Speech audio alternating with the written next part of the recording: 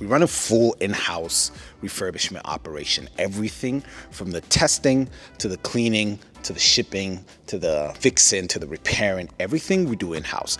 And in this video, I'll be breaking down some of the challenges and some of the good parts and some of our leverages that we have doing everything in-house and really not outsourcing any of the process, right?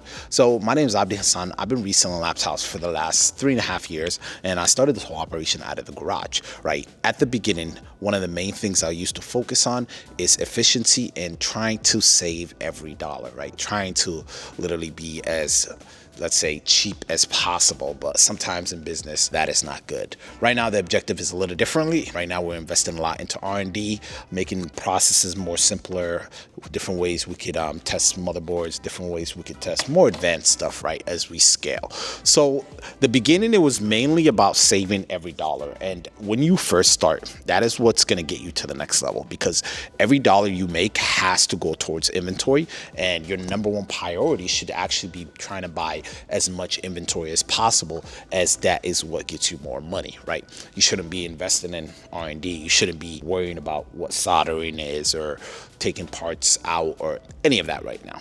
At the beginning stage, you should really just try to focus on maximizing every dollar as much as possible and putting that towards inventory, as that's what's going to help you scale, right? So at the first stage, that is what my main priority was, and that's exactly what I had to focus on every day. Is just every dollar I make, I have to put it towards inventory, as that was my number one priority, right? So the next challenge I was facing at that time is also finding good quality stuff, right? It becomes difficult to find great quality items once you start buying in a bigger bulk, because bigger suppliers, they have their normal customers that they've been working with for a long time, and they would just rather sell to them. So that was the other issue I was facing at the time too. So from trying to save every dollar, then when I'm buying in bulk, trying to get really great deal at bulk, especially I was doing it at a much smaller scale at the time. So they're like, hey, if you don't want to buy all 5,000, I can't sell it to you, because I have another customer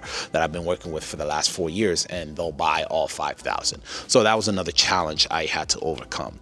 The next one was processing fast enough to meet up with the order. So let me give you an example. Once you start listing every single day on eBay, which I recommend, you're going to start having a problem of fulfilling orders quick enough. So that's why I always recommend never list the item until it's fully ready, so you can just go ahead and sell it, right? You would see once you become a little cash constrained and all your money's tied up, you might start listing things before they're ready.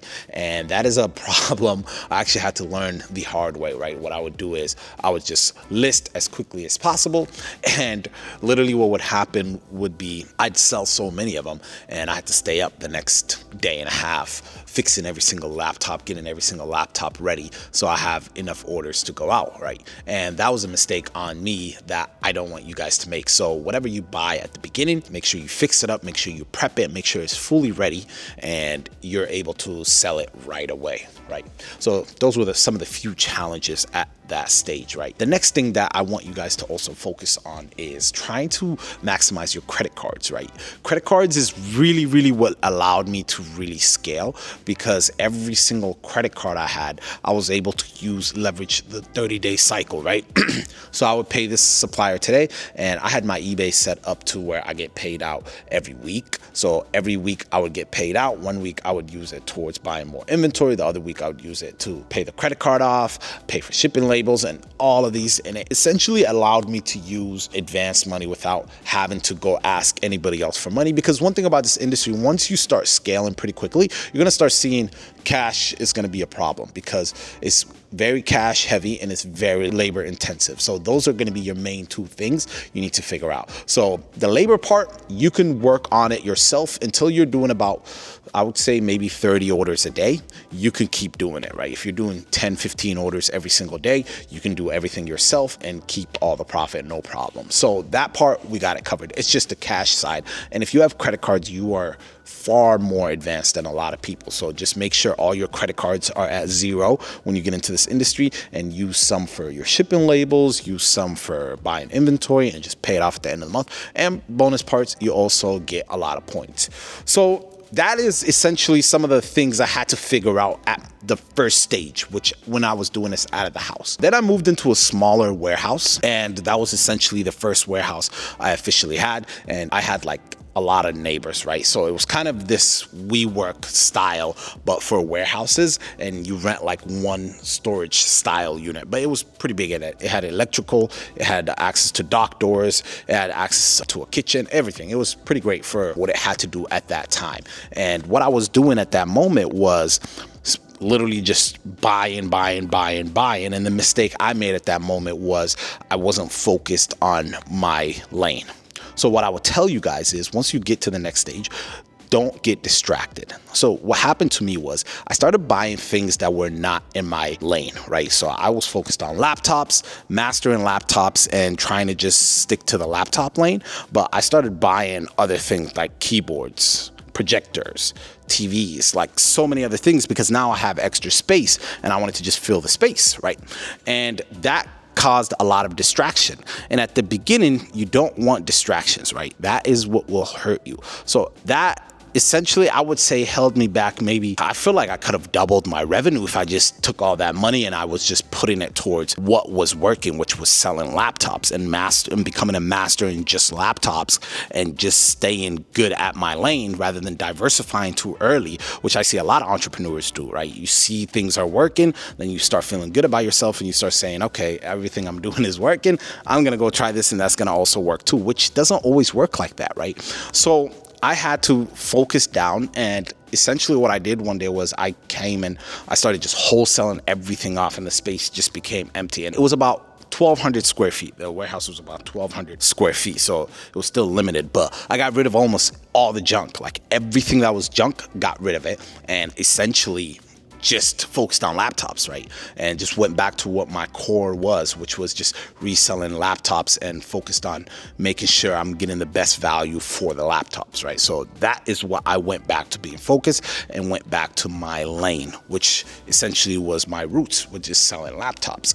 And then the next thing that I had to do while I was at that stage is overcome another big problem, which when I was buying a lot of these laptops in bulk, I was facing a small issue of chargers, right? So the charger problem I actually solved at that smaller warehouse, and I figured out, I said, okay, this is essentially what is holding me back from making X amount of revenue, because I can't sell any of these laptops I'm getting for a really, really great deal. I can't sell any of them because I don't have the chargers for them. So I had to go fix that problem at that smaller warehouse that we're at, right? So once I fixed that issue, and that essentially what was probably one of the most, I would say that was one of the biggest needle movers in my business career, in this business, was solving that problem, because that problem allowed me to scale way faster the next year, right? Just by doing that, because now I know I can go get any amount of laptops because my charger problem is solved, right? And I know I can go get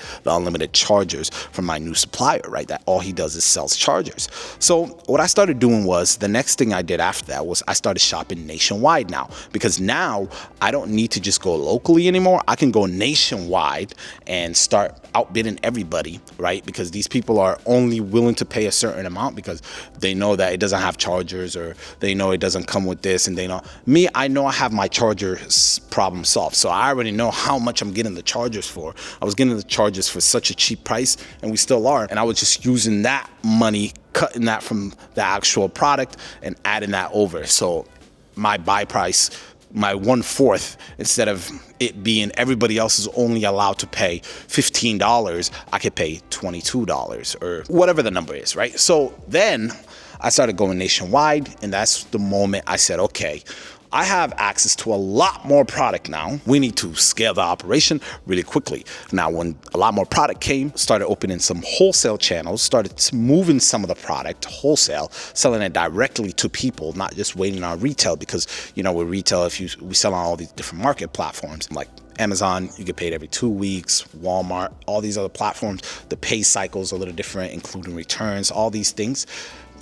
Money just becomes cash constraint that you can't like scale to the next level as quickly as you want. So next, what started happening was we started hunting for a bigger warehouse, and that's when we moved into this space. And I'm not gonna lie, at the beginning the space was way bigger than what we needed, and we slowly grew into it over the last year and like 3 months now we've been in here, and just grew into it really, really quick. So now what it's like running this operation is different problems now, right? Now have to start looking at team members. How do we make sure everybody on the team is a part of the culture, improving the culture, R&D, looking into different ways we can start improving this industry, making more than what we were before, increasing revenue. And now the expenses are at a certain amount, so the threshold just goes up, right? Can't make anything less than a certain amount now because there's so much more expenses, right? Which comes with a lot more pressure. But at the same time, now we can start thinking bigger. It's like, all right,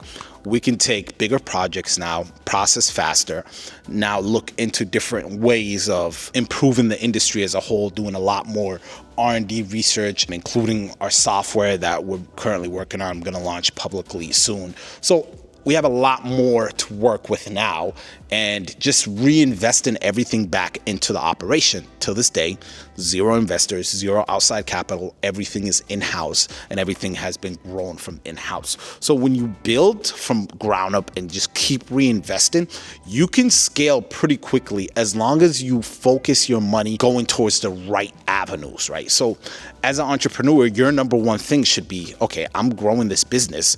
Where do I put the money that's going to give me the highest return for my time, for my money, and scalability opportunities, right? So your job as a founder is to do that, right? And you have to put your attention should be going towards that, right? At the beginning, you have to hustle. You have to do every single part. Like I did every single part when I was out of the house, from the testing the computer, cleaning the computer, fixing the computer, every single thing. You have to go through that stage. But as we grow you, as we get you to the next level, you have to start thinking that. So now I'm at a stage of just looking at the whole operation and seeing, okay, all these people are dependent on me. It's like, all right, what makes us move forward? How do we, now we're looking at international operations, right? Growing regionally, growing nationally, growing in different aspects in the business, looking at different lanes while still focusing on the core thing, right? So one of the things I learned was, even now we do sell desktops and everything, but we still our core value is focus on laptops, improving laptops, reselling laptops is our core business model.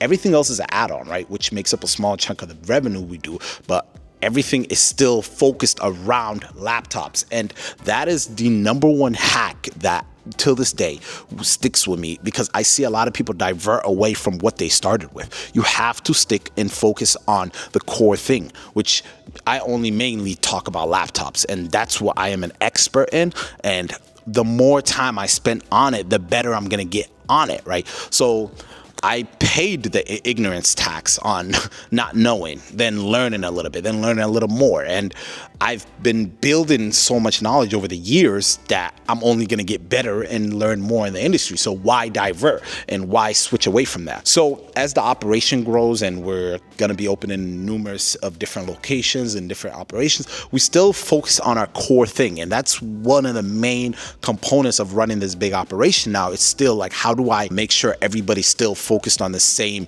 North Star and same focus, and making sure everybody understands, hey, this is our focus and this is what we do and this is what we're really good at, and everything else is an add-on, right? So yeah, that's really what it's like running like a big operation now. And one of the main focuses is this year is improving revenue, improving operations, improving every single thing, right? So that is what I'm looking at right now. With that being said, I think this is still one of the best side hustles that's currently out right now. In 2026, I really wouldn't recommend people to start a business, right? Because it's super tough right now. But I would recommend this side hustle, as you can still keep your job and do this on the side. So yeah, I appreciate you guys. Make sure you hit the like button. Make sure you hit the subscribe button. Leave a comment what type of videos you do want to see. And guys, if you want to work closely with our team, we do have a partner program, which is a full mentorship, teaching you guys how to get into one of the best side hustle that's currently out right now. So that will be down in the description. Fill it out and someone from our team would reach out. And Also, if you're looking to buy wholesale, we do require a minimum of 100 laptops or more. And if you're interested in joining our list, go ahead and fill out the other link down below. So yeah, I appreciate you guys for all the support. Make sure you guys like, make sure you guys subscribe. And with that said, I'll see you in the next video. Let's go.